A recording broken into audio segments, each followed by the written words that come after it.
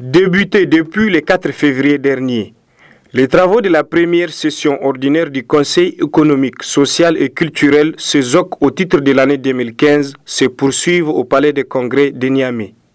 Sous la présidence du premier vice-président du CESOC, les conseillers ont entendu une communication du ministère des Enseignements professionnels et techniques relative à la politique et stratégie du gouvernement en matière de formation professionnelle au Niger. Les représentants du ministère des Enseignements professionnels et techniques expliquent l'essence de cette communication.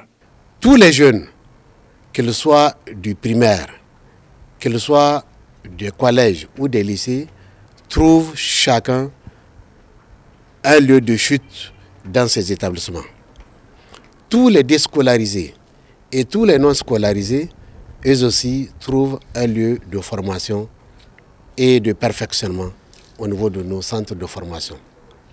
Ensuite, tous les maîtres artisans, où qu'ils soient, peuvent venir dans nos centres de formation pour soit se perfectionner, soit se recycler.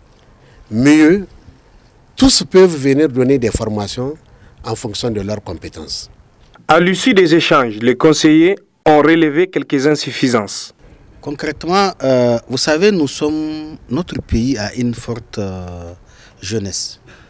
Et quand vous regardez, durant les 10 dernières années, j'allais dire, il y a une certaine explosion des écoles professionnelles et techniques. Du coup, ça a posé un problème pour les jeunes de où est-ce que je peux avoir un stage, comment je vais m'insérer dans le tissu professionnel. Si vous regardez avec la nouvelle